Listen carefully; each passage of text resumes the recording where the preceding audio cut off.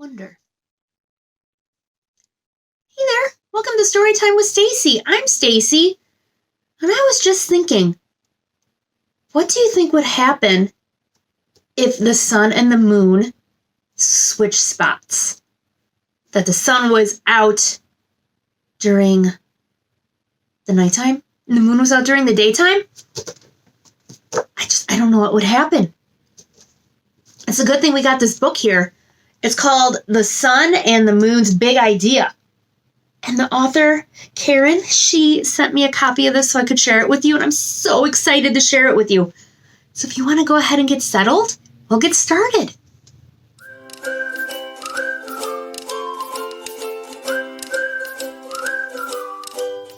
So are you ready? Me too. Let's get reading.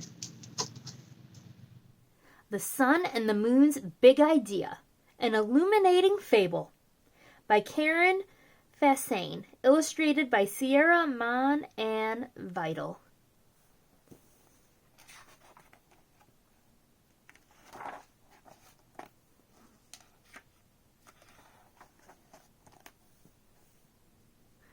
The sun was happy, but he wanted to be happier. Shining bright was kind of cool, and making kids smile on the weekends was nice. But kids groaned when he arrived on Monday morning, asking them to shake off the sleepies and get to school. They blamed him when it was really hot and grumbled when he shined near their eyes. But that was his job after all, to shine and greet and warm things up. Didn't everyone know that? The sun sighed a long, sad sigh and thought, there must be something better than just being the sun. What could that be? He thought for a while, and a long while more. Suddenly it hit him like a ray of light. The moon had a sweet deal. She swayed out into the sky as the world was winding down and gently soothed everyone to sleep. She hung around doing nothing for hours until he came back to work hard in the morning. The sun wondered about the moon. He wondered all day long. The moon was cheerful, but she wanted to be cheerier. Glowing on the night water was all right, and lighting a night traveler's way was kind of neat. But being tied to spooky stuff and creepy nightmares really hurt her feelings. Who started those rumors anyway? And to think some people still said she was made of cheese? Please! That was just plain disrespectful. No one mistakes the sun for cheese, and he's yellow, she moaned. The moon sighed a weary, restless sigh and thought, there must be something better than just being the moon. What could it be? She wasn't sure. Then she wasn't sure some more. Suddenly, it struck her like a powerful moonbeam. The sun had it so easy. He shined proudly across the earth, helping nature grow and making people rush outside to enjoy him. He was beloved by all who stood in his rays. The moon wondered about the sun. She wondered all night long. Soon dusk arrived, as it always did, and the sun and the moon crossed paths to hand day over to night. As they crossed, they told each other how unhappy they felt lately. It was then that they agreed on a big idea. The sun, they decided, would take over night, and the moon would take over day. I will light the night and bring everyone to dreamland. How excellent I will be, beamed the sun.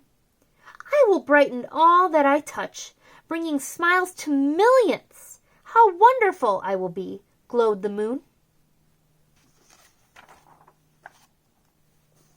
And so it was. At dusk, the sun did not set. Instead, the moon headed out over the ocean to the other side of the earth. The sun stayed perched in the sky above, ready to give the most relaxing, beautiful night ever seen. He hung high in the air, thinking moonlit thoughts. But night never came. Something was wrong.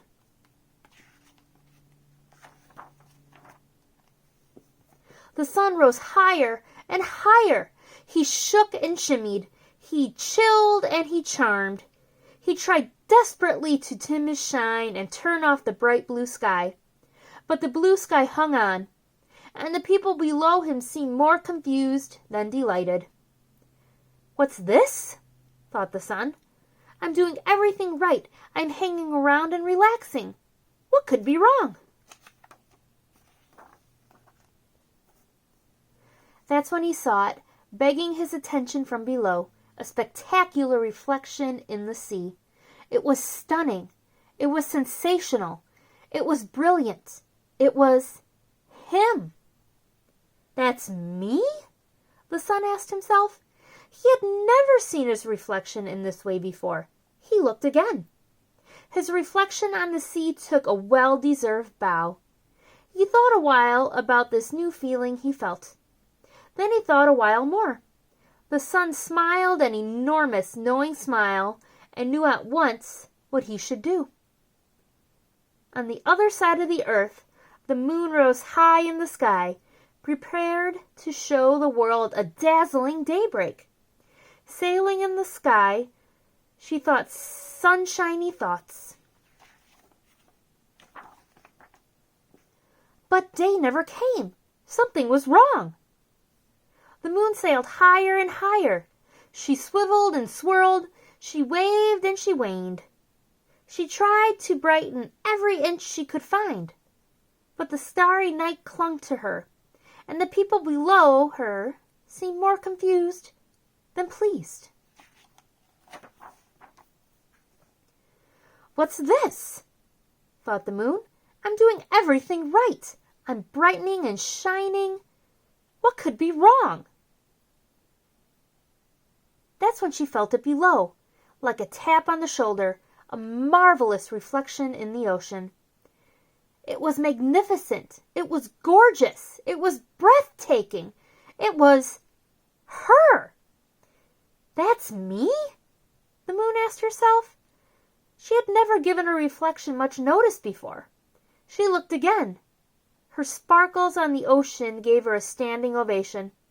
She was quite sure about this new feeling she felt. Then she was sure some more.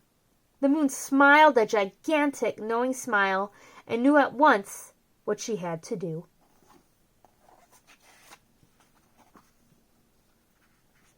The moon quickly bounced across the ocean. The sun swiftly danced through the clouds, each searching eagerly for the other. As the sun turned to circle the sea and the moon passed where the sky bends on the ocean, bam! They ran right into each other. Brick reds and dark oranges burst across the sky. Miraculous magentas and yummy yellows appeared too. The colors mixed in a beautiful new sunset as the sun and the moon met to share the news that they wanted their old jobs back. "I was born to be the sun," he said. "And I was designed to be the moon," she replied. They now knew their lights were one of a kind and could not be exchanged. That same sunset, they agreed to switch back to their rightful places in the sky and to never speak of switching again.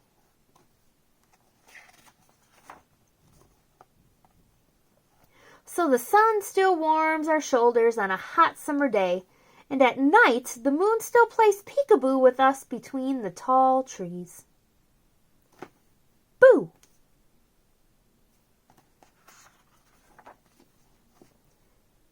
They never forgot again that they were created to shine in their own special way, just like you.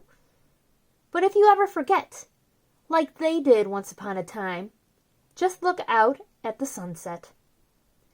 The sun and the moon still meet there to remind you. The end.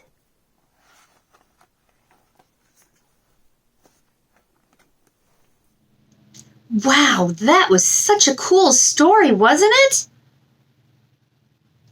I mean, I know that the daytime and the nighttime would be different, but I didn't expect that nighttime would turn to daytime and daytime would turn to nighttime, did you? I learned something new.